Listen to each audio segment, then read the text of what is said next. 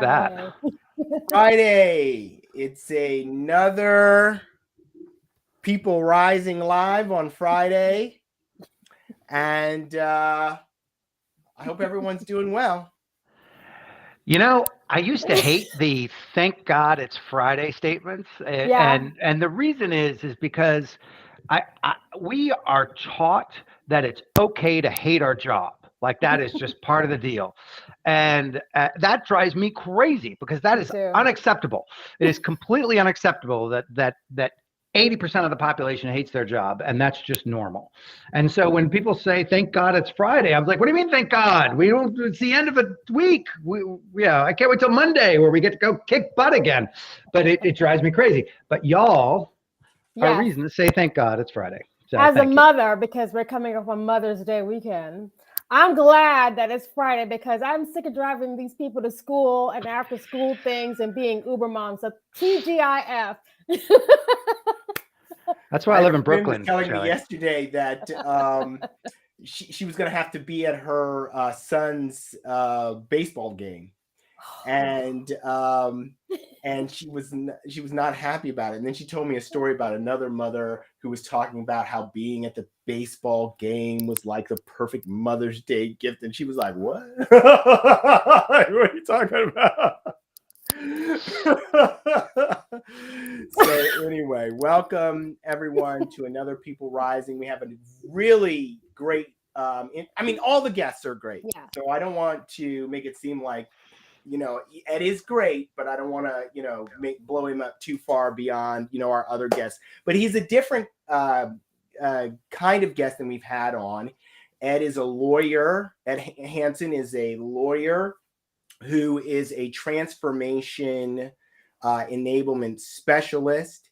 He does very large technology deals, business process outsourcing deals with sometimes hundreds and even thousands of participants. So it'll be interesting to hear from him on change fatigue, transformation, and change fatigue, which I'm sure many people are familiar with out there. Yes. So why don't we go around and introduce ourselves, starting with Shelley. Really? Well, you're in You started the with her top last right. time. Give her some space now. Okay, I'm Shelly Jeffco. I'm so excited to be here. I had it down last week, so catch the replay to see how amazing I was last week. But brand expert, author, podcaster. I have a company called LCM Group. I'm also you'll see on a LinkedIn that I work in the EVP employer brand space, part of the Parade Deck military influencer community. Just want to put that out there. So huge shout out to all the folks who are watching. There are a lot of individuals who are watching this as a part of their development exercise. So for those of y'all who are doing that, make sure you mark this up and share that back with your manager. You are learning something today that's going to help you in business. So I'm just happy to be here with my friends. Did I do better Shelley, this week? Always impressive. You're always impressive, even on your worst day. So Thank cut you. yourself some slack. Thank you. LinkedIn user from London. Let us know who Those you are my people. I'm Let us know who you are everybody. from London. Kim? I am happy to jump in. I'm Kim Blue. I am an HR strategist and a career coach, and I currently I am the leader of K Blue Consulting, which is my own thing, and I really, really spend a lot of time, helping leaders and people think differently about not only their career but about just kind of how to approach things from a development standpoint. And this space is where I come. It's the opportunity for me to both learn and contribute, but then also connect with all the amazing folks who are in the audience. So thank you for listening in, and shout out to the People Rising community. That's right. Heck yeah. Peter, are you I'm ready. You better bring are you it, waiting Peter. for someone else? You better bring exactly. bring it, okay? Let's go. Well, We're change fatigue. Say hello to Philip. Hi, Good Philip. to see you here. He's walking. Keep walking. And Thomas, I think, was the LinkedIn user. Okay. Thomas Rock on. Naylor, who's in London. Yeah. So I am Peter Laughter, and I recognize that we are all of us deeply and profoundly connected. And because of that, I help companies tell stories so they can fix what's broken about recruiting and connect to those who are best suited. And really, really, always excited to be here. It is one of my favorite things about Friday, is getting to talk to you all. Awesome. Thank you very much. I am Linwood Ross. I'm the founder and CEO of Accelerate. And we're working on consulting, training, and technology to develop high-performing teams. So we've been working on this for a while. I've got some great partners. We're going to have some products coming out soon. I'm very excited about it. So I am in the transformation space, focusing on high-performing teams. So change fatigue. You guys remember we had on, I think, like maybe our third or fourth week, we had on Greg Sittel. Yes. Who was talking about resistance to change. Yes. Okay. And Greg had some kind of new, innovative approaches to change that are different from your typical change management. He approaches change management like a social movement, right? And saying that it's not about communication and persuasion, but more about influence and building through networks, starting small and growing your change initiative from success, which is kind of interesting because the work that Ed Hansen does, and Ed actually knows Greg, and I know they've been working on some stuff together. Greg's got a new a thing coming out in the not too distant future called Change OS, and I think Ed may have had something to do with that. But Ed works on these really big deals, and I've talked to Ed a number of times about the challenges of working on big technology deals where you're going to have some kind of an RF, request for information or a request for proposal. It's going to start the process, and you're going to have multiple technology vendors who are going to be participating. And the interesting thing about it is, these deals often continue to be partnerships. But you're starting, at least from a traditional perspective, you're starting with I'll say adversarial relationship because you're negotiating these points and so Ed's got some really interesting ideas. Not just ideas. I mean, these are things that he's doing, on a regular basis, but I don't know that they're widely known. Yeah, he's an interesting guy. Yeah. Yeah, he's a really interesting guy. And it's interesting. I know enough about your story, Lenwood, wanting to get out of lawyering. My sense is that Ed is still very much in lawyering, and I'm really interested on how just that transition happened. I'm willing to bet there's a really interesting story there. And then the Harvard Business Review article about people being tired of change that was the inspiration for this particular talk. Has some really interesting things in it that I'm looking to change. And shockingly, one of the big things is involve your employees in the change, which is such a key component of what we were talking about. But I'm also interested. It seems like I was talking to him about the percent to Ed when we met about the percentage of changes that fail.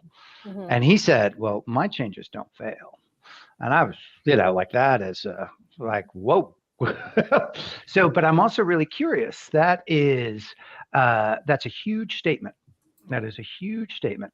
And I'm really curious about what led him to have that sense of assuredness about something that statistically is so likely to fail. So those are the things I'm really interested in hearing. And of course, what are other ways to manage this change fatigue?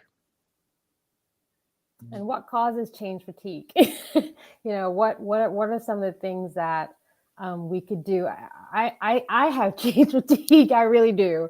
And so I'm just kind of curious about, how do you flag what that is? Is it really change fatigue, or is it parts of the conversations we had earlier where, Peter, you're making the point about employees not being involved in the conversation, right?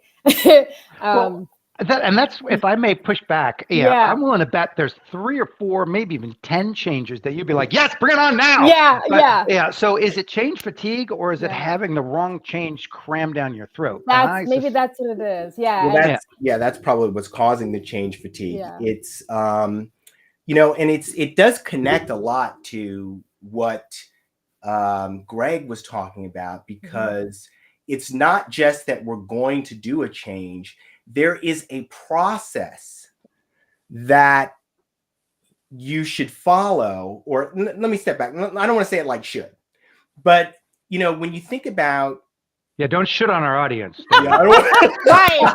Excuse me. I don't want to shoot you, or shit on you. But anytime we want to do something, right, we want to get buy-in from the people who need to make it happen. That's right. And so there's some sort of it's almost I won't say it's an inherent conflict, but there is a bit of a conflict between like getting buy-in from people and what I'll call your management practices. And this kind of connects to the work that McKinsey did, researching the organizations that are thriving and doing very well. Their management practices align more with collaboration. And there's very few companies that operate that way. Only 9% of the folks that McKinsey surveyed. But then you also have your top-down operating system, and you have your people-focused operating system, and the biggest group of all, no operating system at all. Right, exactly. So my sense is, without really knowing, but just trying to connect the dots, is that when you're in a collaborative environment, and it's the people who, the individual contributors that are originating change and building the teams and the execution for change, is much greater chance for success compared to, the change that starts at the board level and, trickle down. Yeah. Yeah. We had a great idea in the meeting, and so now we're going to go ahead and ask people to execute it. This is what you all will be doing for the next for the next 18 months. and possibly having multiple initiatives. Yes. That you're trying to manage. Maybe there's some conflict. Who knows? Well, LinkedIn user who worked with Ed, please let us know who you are. Peter, were you going to say something? Well, I was having a conversation with a consultant I know who works with C-level execs at Fortune 100, and we were talking about critical problems that those companies have, and one of them is getting managers to prioritize strategic initiatives over run the business activities. And it occurred to me, not only buy-in, but also for organizations that large, the lack of storytelling that is, and I think what you said is like, this is what you're going to be working on. Yeah. I mean, and without really having a larger understanding or vision, and as like people talk about, like, oh, we have to market the change. Like that's just putting lipstick on a pig. It's like what I hate about employee branding. It's like, we're just going to pretend we're great, but we're not actually going to be great. We're just going to talk Great stuff. That's right. And then we're going to mistreat you throughout the application process as a preview of what we're going to do to you when we hire. And yeah, but I think but storytelling is really a tool to connect, right? It's not a tool to convince or control. Yeah, and it's from that place of connection where you have an opportunity to have actual meaningful conversations in a safe place. And so I think I'm really also interested in that. Yeah, that component. Thank you, Thomas. Yeah, it's not you, Thomas. It's us. It's the technology. It's the technology. So it's not you. What was I going to say? Yeah, it's interesting. I was having a similar kind of conversation, Peter, this week with a director from I'm not sure where the company is. It's definitely in the Fortune 500. It might be in the Fortune 100. I was having a conversation with a director of one of those very large global organization this week, and we were talking about transformation and kind of the paradox of where we are right now is that some of the companies that are most in need of transformation might be more risk averse to transformation because of the current climate. Yes. And when she said that, something went off in my head, connected. It just a couple of dots connected for me. After recessions, typically the innovative technology companies, they come out blazing. Like they grow, they're continuing to grow now. They're continuing to hit their targets. Maybe things aren't quite as good as they were when the economy was robust or more robust. They're more resilient, these companies. They kind of keep going during these periods. And then when the economy turns around, they are just, they're on fire. It happens every time, like clockwork. And I think it has to do with, like the management practices, and they're always pushing to be innovative. And even now, they're able to be, when you think about like what McKinsey said, these collaborative companies have higher revenues, higher profits, higher return on capital, and higher return to shareholders. So now they're able to keep investing.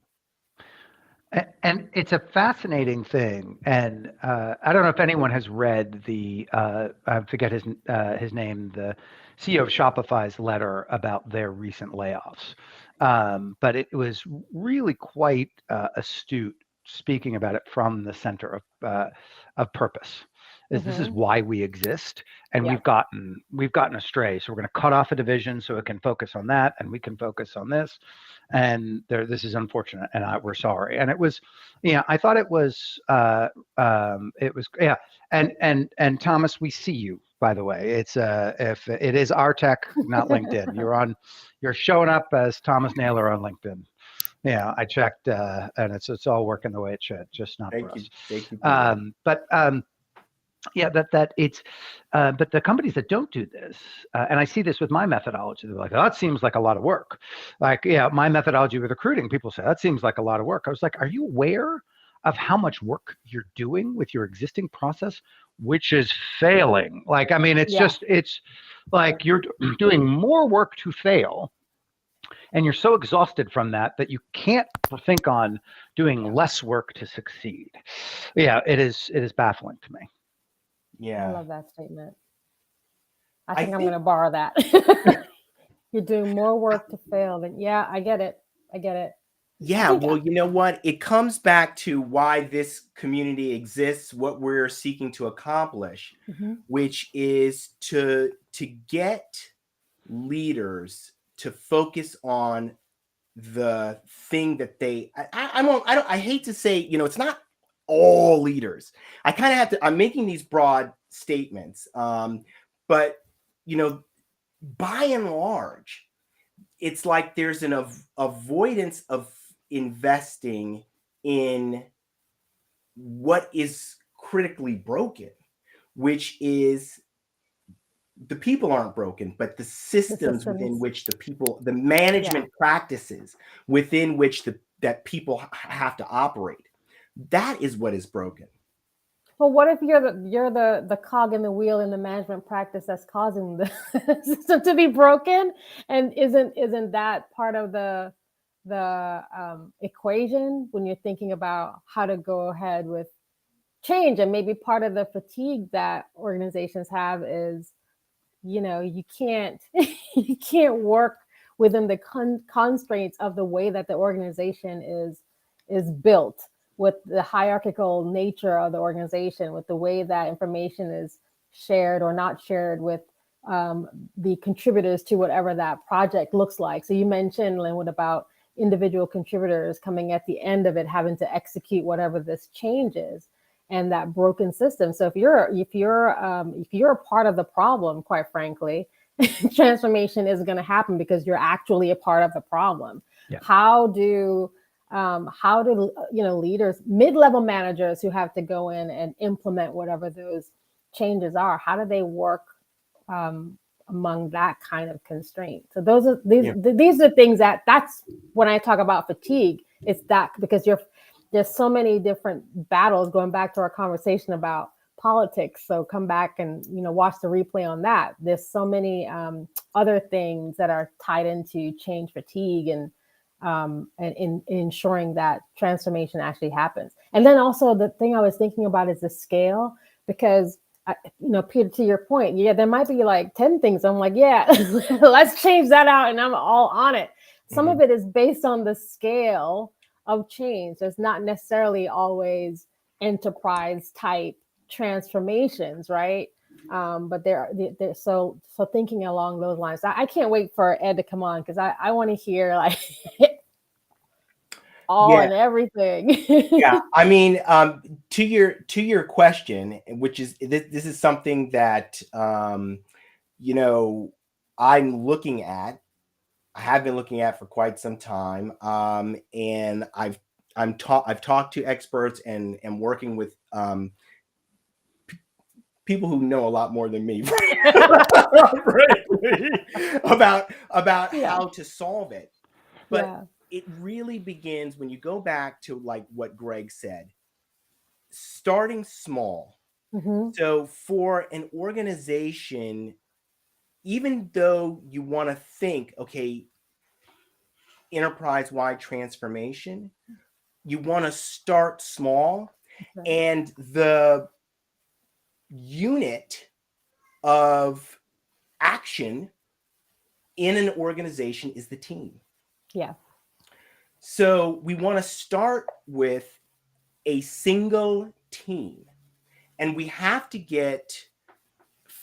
got to find those executives. If you're one of these executives, please reach out to me, by the way, who, have some discretionary budget and can take on learning something new at the team level. Because we need to do a project, something that's challenging, that we can be successful at in a short period of time, so that we can demonstrate success and move from success. And I think I think you're right, because, and I think some of the things like we've talked about with strategic doing is because we can't rely on organizational change, and I think having little sparks of success come in there. And I think what Philip is saying, and I thank you for putting this up because I highlighted it on my screen. Y'all know what a trim tab is? This is a concept I just learned. You have to explain it. We have people trying to learn on the other channels. Okay, great. So if you take like one of those giant cargo ships, the rudder is huge, and the pressure of the ocean moving against that rudder at the speeds that's going means it's impossible to turn that rudder. Like the amount of force that you have exert, it just won't work. So they have a little tiny rudder on the back of the rudder called a trim tab. Yeah, and so you turn that, and the force of the water against the trim tab is what turns the rudder. So yeah, when they're that so and I think and I think what Philip, or what I think he's saying, and I agree, is identifying these small areas. If they're able to change, it makes the entire change easier. And I think that's a really big part of what you're talking about, Linwood. Because I mean, when Shelley was like, "What do we do in this situation?" I'm like, "Burn it down, leave." And but the truth of the matter is that is really, we need people who are going to actually show a different way within these organizations to make that change, which is a much more enlivened or enlightened approach rather than me. But I do think that's also an issue. I do think there's going to be like this great resignation thing that we experience. It ain't nothing to what I think is coming. I think we're going to start seeing people leave in mass, and those organizations that understand collaborative are going to win big time.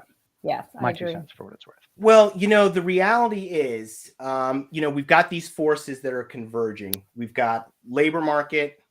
We've got, sort of economic challenges with inflation. We've got this transformative technology in generative AI. And I think what we're going to start to, and actually we have a greater understanding of how to collaborate. Okay. So and what we're doing is looking at high performance teams, like how do you create a high performance teams and how you combine that with collaboration so that you can really have, incredible performance. When you start to have more and more organizations that can do that, those organizations are just going to be growing so much faster than the companies that we already see that. We already see that with that group of companies that McKinsey talked about, but they're actually not using a collaborative methodology. They're not using a discipline. You understand what I'm saying? They just have a collaborative culture. Imagine the impact of actually having a disciplined approach to collaboration combined with a way to achieve high performance. So, management setting an objective and then having the team set an objective that they create that aligns with management's objective, and then having the team experiment to find out what works, and then having management accelerate resources to the projects that are working. Okay, sounds like a lot of work, Linwood. I know that's too much work, Linwood. Let's just say collaborative culture and transformation and be done with it. I'm just saying. So we got Ed's got to come out here. Let's get him out. I'm going to give you a little bit of background on Ed. Oh wait, here's great analogy, the trim tab analogy. I dropped the ball on my duties. The trim tab analogy, and Philip agreed. Good job. I'm glad I defined it right, Philip. Good job. Yeah. So Ed is a partner at Nelson Mullins, which is an Am Law 100 firm, American lawyer. They do a list of the largest law firms in the world every year. And Nelson Mullins is among that, over 1,000 attorneys, I think 30 some offices. He focuses on technology as a conduit for business change, business process outsourcing agreements, information technology outsourcing agreements, enterprise resource planning, automation, digital transformation, and other change intensive programs. Like I said, he and his and one of his partners, they work together. Val Gross, who we're also going to try to get on the show. I want to hear Val's perspective on this. They work together, doing some really interesting stuff. He is the co-chair of the I'm not sure it's outsourcing and digital transformation group at Nelson Mullins. He's also very active in the sourcing industry group. Okay, I think he's on the board of the sourcing industry group, and he also has a community. If you want to join that, it's called the Transformation Enablement Community. So with that, I think I got most of the good stuff. Here he get anything that is important that I left out. Ed will cover it. Ed will let us know. Ed, welcome. I'm leaving. I feel like I'm under too much pressure. I can't function in this environment. Hey, Tracy. Bye. Good to see you, Ed.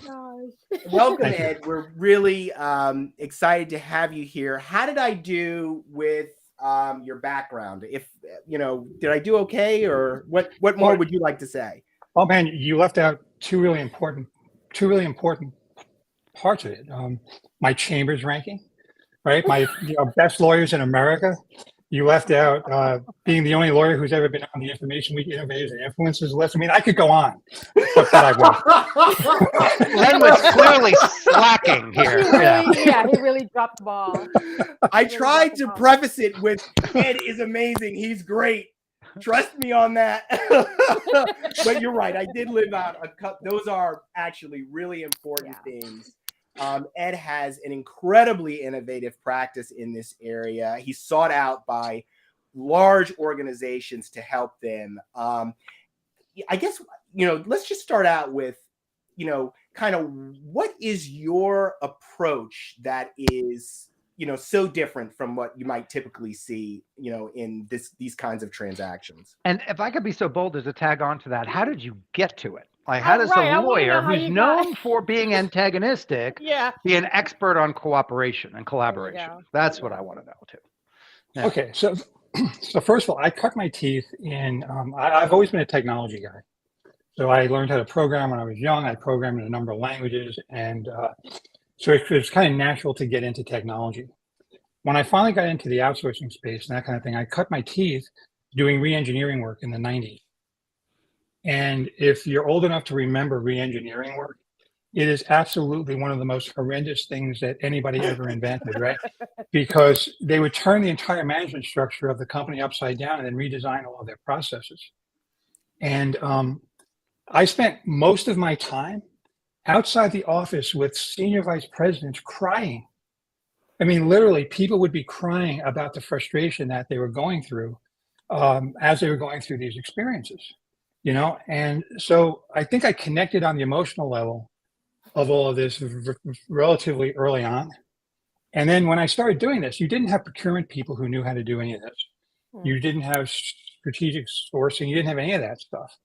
So I would get hired onto this as like a full deal person. We would work the RFPs. We would work the whole process. I've been very lucky to have clients that have been with me for 20 years. So I get to see what we did early and how it impacts what happened later, that kind of stuff. And that's how I got into this. I mean, there was a point in time where I realized that the vendors weren't a bunch of people who pulled the legs off of insects all the time.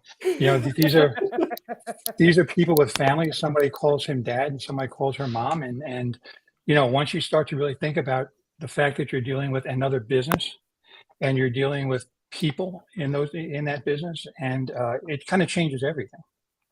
So that's how it happened for me. And what I realized was that the contract needed to be a reflection of the environment and the relationship that you set up, and not the other way around. Wow. Right. So I always say that relationship-based contracts work, contract-based relationships don't. So it's very important to straighten that out. So, and I've been lucky because I've been able to be involved in these deals in ways that a lot of lawyers aren't. And a lot of lawyers get brought in to paper the deal, and a lot of times I'll get brought in, Val and I will get brought in to actually work the deal, which is very different. We're looking for results. We're not looking for the best contract we can get. We're looking for the best results we can drive. And that makes a huge difference. That does make a huge difference. And when you connect that to change fatigue, right? How does your approach alleviate change fatigue, or how might you see that in the context of these, transformation deals? Because that's what we're talking about. Like, people are kind of sick of transformation programs. So first of all, if I have any clients on right now, take it up with me offline, okay? But Please don't put it in the chat. don't put it in the chat. But this is what I think is wrong. People don't fundamentally understand what transformation means. Okay, and Peter and I have talked about this, right? The people are really focused on the spec. They're not focused on the transformation. They're focused on the spec, which is very different, right? If you think about it, there was somebody, I wish I knew who it was, who said that we worked together 25 years ago at Seagram. It was Timothy Naylor. I thought that was a different Thomas LinkedIn. Thomas Naylor. Oh, it's Thomas. Okay, Thomas. Anyway, how are you doing? Anyway, the thing is, when we first started doing this, right, they all failed. Right, ERP was horrendous when it first started out. Anybody who's old enough to remember re-engineering is old enough to remember that there were no successful ERP implementations back then. Right, they were all very, very, very difficult. And 25 years ago, somebody was enlightened and said, it's not the technology, it's the people. Right, and then what they did is they sprung up a whole bunch of cottage industries, a whole bunch of processes that had really developed to coerce the people into accepting the technology. Burning platform. Right, so that's very interesting. I mean, that's an interesting way to put it. Coerce the people to accept the technology. Yeah. Yeah. I mean, so when you talk about this stuff, it's the people transformation that makes it work, not the technology transformation. So it is about the people, right? But we're still not really thinking of it that way. We're still thinking of it as a technology transformation that we have to get the people to go along with. So we have it backwards, and even when you get onto something that's going to work that way, you still have to figure out a way to make it so that the people are the ones who are driving it, not the other way around. And this is one of the reasons that Greg and I got along so well. Really interesting, weird story. Greg was keynoting a conference, and I was speaking at the conference. I didn't hear his keynote, but he came to my breakout session, which I thought was really cool. And then, of course, I had to read Cascades. Greg, just to let you know. Right? Has anyone else read Cascades? No, don't do this on camera. No. Oh, sorry. I mean, I don't think it's like a big deal, but yeah, it's homework. But it turns out that Cascades is a social construct that matches really well with the stuff that we've been doing on a micro level, right? I mean, we're in micro environments. This is one of the reasons that I think it's interesting to look at this kind of deal work, because this kind of deal work is like a microcosm of what's going to happen in the organization, right? So if you watch the way that people make mistakes on deals, the customer-vendor relationship is very analogous to the employer-employee relationship. So when you start to look at the way that people treat the vendor, and you start to look at the way that they do that, you have some insight into how they're actually thinking. Okay, and it's subtle a lot of times. This can be very subtle. I'm going to give you some dumb examples, because the dumb examples tend to be the easiest ones to use as illustrations. And work with my thought level too. And it also works with my level of ability to communicate. So it's actually storytelling, as Peter likes to talk. So. Yeah. Well, the storytelling is actually critical, right? Like storytelling is a critical part of this. Like, so two things. One is like, you tell yourself a story, but you have to believe the story that you're telling yourself, right? And not everybody does. And if you're going to expose anybody in a position where they're going to be messaging the story, they have to believe the story too. So if you look at a very simple exchange, when we're doing a complex deal, we never start with documents. Okay, I will not send out, if I can control this, or I can have input into this, I'll always advise the client not to send out an RFP first, not to send out an RFI, not to do anything like that. What I like doing is like to send out an email that just says, look, we're going to be doing this really cool thing. We'd love to hear you come in and talk a little bit about what you can do with this. Right. And the idea is just to start a conversational culture right from the very beginning. And I also want to control the number of WTFs we get in the RFP when it goes out. Now, if you can put a face to what the requirement is, and you can understand something about what's driving the requirement, it helps to never get that emotional response that's very difficult to get over, right? Once somebody, Covey talks about the emotional bank account, you never want to make that withdrawal from the emotional bank account if you can possibly avoid it, right? Yeah. These are self-inflicted wounds. There's no reason to do that. So start with a conversation. The thing is, when you're going to involve people in this conversation, the people who are in the conversation need to believe the story. Otherwise, you will communicate something differently. Somehow you will mess it up, right? The classic example is, we're a family, right? And our culture, we have a family culture. You don't understand. You see Bob over here? I call him Uncle Bob, and this is my So it's like, this is the environment that you're going to get brought into. We are going to love you as much as we love ourselves. That's what we're going to do. And we're partners. You're not going to be a vendor. You're going to be a partner, right? And then you say, and by the way, it's December 1st. We're going to send you an RFP on December 23rd, and we need it back on January 6th. Right? Yeah. Okay. How many times have you seen that kind of thing? Or you're talking about value creation. Mm-hmm. And then somebody, but the cost matters too. Mm-hmm. Well, the problem with that is that you're talking to people who have listened to people like you talk for 20 years. Every single one of them talks about value creation. Nobody means it. So when you're trying to explain that you really are different, that you really do want to be partners, that you really do value their input, right? If everybody doesn't understand the story and believe it, somehow it'll come out that it's nonsense. That's right. Yeah. And That's you so can't, true. Yeah, and you just can't have that. We call it deal discipline. You could call it whatever you want to. But like when we're doing something where we can't control that, I make sure that I have a microphone, right? Because what we can do then in a situation like that is, in order for me to do a deal, I believe in the story, right? And if the story doesn't make sense, I will talk to the client to make sure that the story makes sense, so that because a lot of times the stories don't work the way people are telling them. They're thinking something different.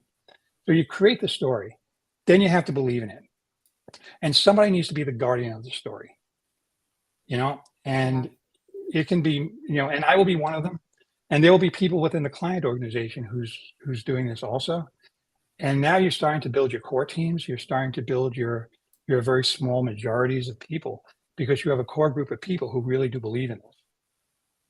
So when the other people start to have influence, you have a core group of people who can kind of, you don't smack anybody, but you can move them in the right direction. And then eventually when they start to see it working, they will believe too, and they will join the majority. That's the way. That's fascinating. I like this comment here from Sylvia, right? Creating valuable relationships through clear communication. So it is important. It's what you're talking about, right? Ed, it's the relationship, but also the communication. And when you were sharing that, I immediately thought of something that Ed Morrison had said, which is that trust comes from your words aligning with your actions, right? So the story that you share about like, oh, we're a family, but you're going to be getting this document back to us over the Christmas holiday, right? Those are words not aligned with actions at the beginning, right, of this transformative relationship that, it's setting you up for disaster. Well, and that just brings up a question, because what you said in the beginning, where you realized that vendors weren't people who actually wanted to pull the wings off of bugs. It reminded me actually of a friend, someone who I used to work with. She was my client sponsor, who Lenwood actually grew up with, interestingly enough. And I was talking to her about having left the recruiting and staffing industry, and she said, "Well, why'd you leave?" And I said, "Well, I was tired of being treated by like a criminal." by my clients. And she said, "We were the only one who didn't act that way." And I think about that statement. Was it that I didn't act that way, or I just wasn't affected by the fact that that's how I was being treated, right? And I think that is but it's a statement that really haunted me.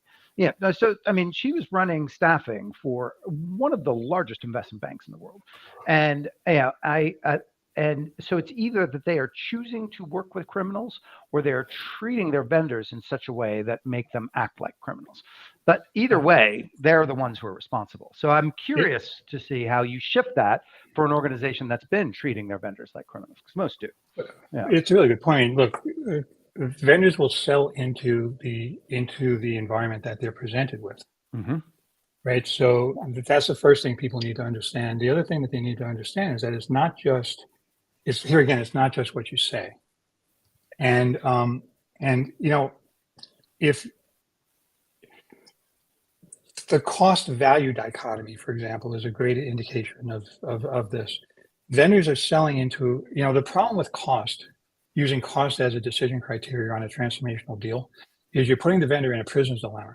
In other words, what they're trying to do is they're trying to figure out how much they can show of what they know how to do that will still end up being cost effective against whatever the other guy is showing on what they can do. Right. So what you have to do is create a space where people feel like they can show you everything that they can do, because eventually you need to know that. Right. But you never see that because you put a constraint in there. Well, the vendor will sell into the constraints that you put. So when you start talking about how I want to see the actual value that you can help me create, don't worry about the cost right now. I can tell you right now, doing this for 30 years, you will always make the cost work. Okay. What you can't always do is make the skill sets align or make the cultures align. Nobody ever congratulated me for getting 5% off of a cost and getting a deal done in 3 months after their transformation failed. Right. Right. Yeah. Yeah. So these are things that you really need to cultivate. Yeah. And it's not that hard. It's just, I think a lot of people don't know it's okay. Yeah. Yeah. I mean, that's you shared some really profound concepts there, right? The difference between value and cost and outcomes, right? And what the vendor giving the vendor an opportunity to demonstrate what they can do, or at least give you some insight into what they can do and how they can help you to transform. It's a different way of thinking. It's like, this is a little bit off. It's a little bit of a tangent, but it kind of fits in. And I sometimes have this like thought where it's like, do people understand, like, profit is actually a virtue? We're supposed to profit. We're supposed to deliver a value. It's unethical not to do it. Yeah, and be able to profit. Your vendor is supposed to be able to profit from the value that they're delivering. I mean, that's, and I think sometimes when we're so, like you said, cost focused, we lose sight of that virtue. Well, and it comes in ways that a lot like that aren't obvious. Like, we have this concept called deal economics, which is not about money at all, right? It's about allocation of scarce resources and about driving behaviors that are beneficial to the parties, right? It's sort of classic economics is not about money. It's a behavioral science, right? Yeah. And you look at something like getting the A team. Everybody always talks, I want the A team, Yeah. I don't want the B or the C team. I want the A team, and I want it cheap, by the way. But I want the A team. The thing is, getting the A team is not usually impacted by the money you spend. Getting the A team is usually impacted by the environment that you create, right? Because the A players can do anything they want. They're very valuable to the organization that they're in. Therefore, they're very valuable to the customers that they serve. They don't have to put up with your crap, right? So, you need to create an environment that the A players want to play in. The other thing is that oftentimes the difference between an A player and a B player isn't skills, it's attitude. Mm-hmm. Yeah. So people tend to forget that you have two different things happening when you're driving satisfaction. One is the level of performance that you're getting. The other one is the expectations that you're setting. So if you're getting unbelievably good performance, but you've got expectations set at a level that even that level of performance doesn't make anybody happy, which happens more frequently than you might think, because people treat this as an adversarial negotiation where you're trying to get everything that you can possibly get, right? Well, if you treat it that way, you'll get rid of your A team very, very quickly. They don't have to live in an environment where they're not appreciated. I would say, in outsourcing, you have these things called SLAs, right? Which is basically the performance levels that you're going to get.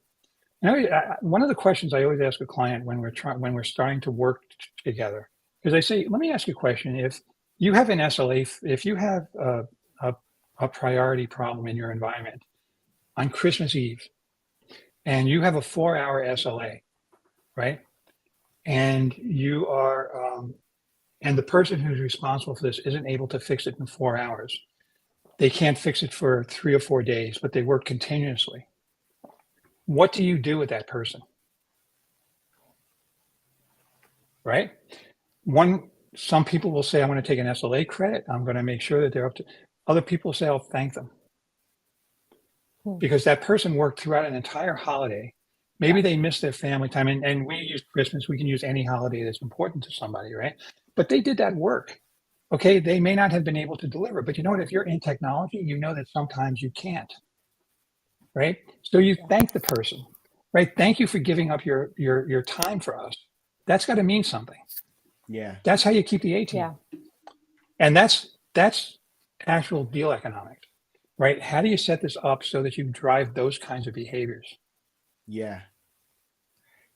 And all of this relates to change fatigue, right? Because to the extent that you're operating in an environment where you're not doing some of the things that Ed is saying, you're creating an environment where your transformations will fail and you're going to end up doing something else, right? To make up for that failure. Yeah, and there's another interesting part of this. And let me know if I'm talking too much, okay? No. Oh no, we're You're taking here to notes. talk. You're our guest. We are You're doing taking your notes. job. Okay, because I get into this stuff and then I don't shut up, But one of the other things that is interesting when you watch a team functioning, and not just your own internal team, but teams across organizations, is watch where their dopamine hit is coming from. It's a very interesting phenomenon, right? I know. I feel like he's. Uh, Yes, Ed, you've got us. Go ahead. So, like for example, let's say, and we do a lot of this kind of coaching, right, where you see people who would otherwise be okay, and they just can't get anything done, and they start to get angry with each other, and you look at this and you're like, why? So you observe the conversation, which is that post I did yesterday, by the way, Peter, on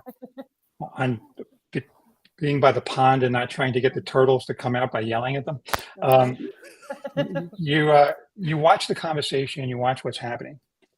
Oftentimes what you'll see is that the person who has the upper hand, and usually that's the customer, gets their dopamine hit from lecturing the other side. So they go through this whole thing. It's like, when you're doing this kind of service, you should be doing this, and you should be doing this, and you should be doing this, and you should be doing that. And the other guy goes, sure. Right? And that's a cultural thing too, right? You have a vendor now who's used to basically agreeing with you because they're not supposed to argue with you. Right. They turn around and they say, sure. Well, guess what?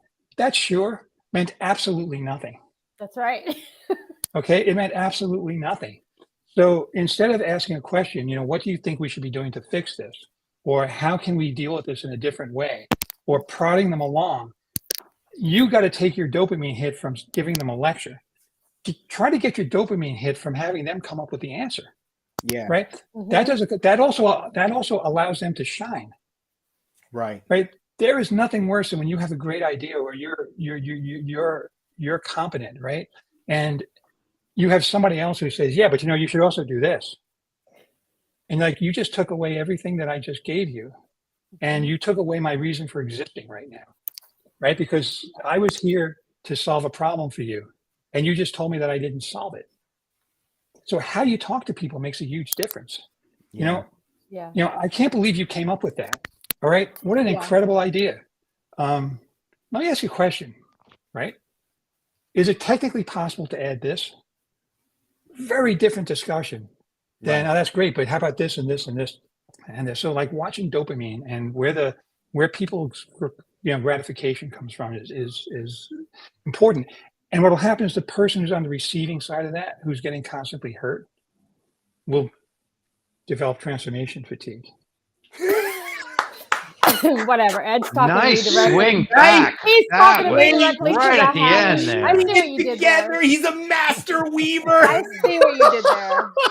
Woo! I see what Now, you if you did. think we're going to zig, but we zag. And it's But absolutely true. I love that point, right? What if we It's could true. do X, right? And it gets Yes. people focused off of off the problem and onto a solution, right? That might Yes. be, way better.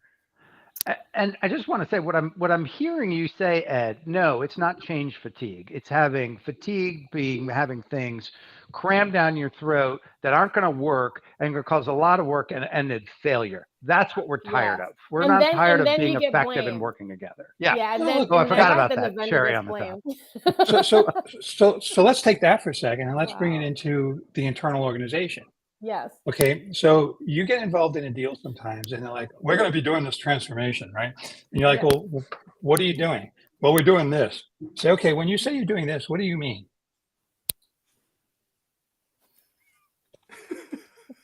Like, what did my consultant say I mean, right?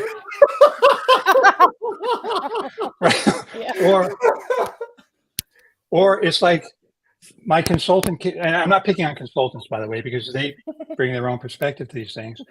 But the thing is that how many times, and how weird is this? Okay, when your lawyer shows up and somebody says, "We're glad to see you," right? Yeah.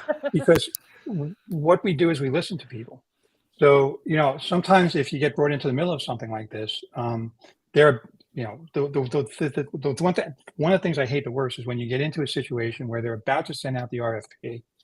You had nothing to do with helping them create the RFP, and they've decided to put the contract on the RFP along with SOWs, right? And they're doing that because they think they can use the leverage from the procurement process to force the vendors to take the SOW terms that they put in. So that's something that we call transaction leverage, okay? The problem with transaction leverage, by the way, this is kind of a side point, is transaction leverage goes away when you sign the contract. So the leverage position changes because now you've got an organization that's running your environment or is helping you do something that may be the most important thing that you've done in your entire career, and it's in their hands, and you think they care what the contract says, right? They might if it ever gets that bad, so you do need a good contract and you need to make sure that's all covered. But it's not the contract that wins that. It's the relationship leverage that you build as you're going through the process. So at the beginning of the process, you have a full bag of transaction leverage and an empty bag of relationship leverage. By the time you're done with it, you need to have a full bag of relationship leverage because that's what carries you. That's what actually survives the contract execution. And I was making another point and I completely forgot what it is now. Well, that point was really that one kind of blew me away. That was pretty amazing at that point. Yeah. In my experience, SLAs are only brought out when a company wants to beat the crap out of their vendors, and that's the only time that they bring them out. I'm going to disagree with you, but actually, you use SLAs every single month, right? The way that these deals work is that you are always month to month. You're getting SLA reports. You're taking credits on SLAs. You're doing things like that. The thing is, when the deal gets ill, what happens is you're meeting SLAs and everybody's miserable and nobody knows why. Okay. And this is something else that's worth thinking about is, I know where we were going with this. We were going about how you take this and you move it into the internal organization. So let me just get there because that's important.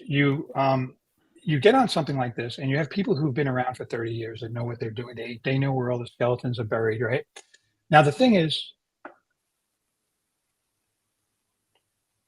okay, my computer turned off. But the thing is, these people often have things to say. So they're watching this happening. They're automatically labeled dinosaurs because they may be resistant to this. Okay. The thing that I think is important to understand is that not all change resistance is bad, because sometimes the change resistors know that you're about to change. You're going to go right off a cliff. And right, they know the organization had been around for a while. Now, I'm not saying that you should let the change resistance govern this and let them have the last word and everything, but it's amazing how often, if you actually listen to them and you work with them, they've actually got the right intentions. So anyway, it's our time is up. LinkedIn is going to drop off. LinkedIn drops off automatically at the hour, so they're gone. But we've got a lot of people on other platforms. YouTube, Facebook is still watching. Yeah, and possibly I've never tested this. The recording may also, once it's so, if you want to make, one point, since we're over already, it doesn't matter, but it's okay, no, not a huge deal, but I had another question, which, if you don't mind, I'd like to ask: how much of this behavior is learned? How much of the good behavior or the bad behavior? Well, I think that the bad behavior has just been ingrained over years. Yeah. I mean, everybody kind of accepts. I mean, that's one of the interesting things about marketing in this space, right? Is that the marketing needs to be different, because the marketing is actually promulgating the bad behaviors. You have this whole transformation. You talk about being burned out on transformation. Got on this morning on LinkedIn, and then the first thing that I saw was a meme that said, if you don't like to change, you're really going to hate being obsolete. Well, yeah, you see enough of those posts during the day, and you can really start to that can really start to affect your self-esteem. And then you see another post that's talking about how, I was driving to work and I realized that my dog missed me. So even though I had 100 people flying in for a meeting from all over the world, I called in sick and I told them, I don't care, my dog needs me and I'm going home. And right. So then the next post after that is a person with a disability running a race. And the message is that they can do it. What's your excuse? So, I mean, think about what's coming at people all the time, and, Lenwood, I think a lot of it's learned. I think a lot of it is picked up from places like LinkedIn. I think that a lot of the people that are using language that they are using from market position don't understand what they're actually saying. Like empathy. Did you ever see somebody who's cruel and empathetic? They exist. Okay. Yeah. And it's nothing more horrible than sitting at a negotiating table and watching somebody who uses empathy for bad purposes. It's the same skill, right? So, I think we need to take a step back. We need to realize that we're dealing with humans, and we should be careful about how we throw things around. Wow. Awesome. Hey, Ed, thank you so much for joining us. Really great session. I mean, as you can see from the comments, people were, they thought it was brilliant. And, here's another one, what a powerful point. You had, here's another one, invaluable points. So thank you. Thank you. I really appreciate the opportunity. All right. Bye-bye. Have a great weekend, everyone.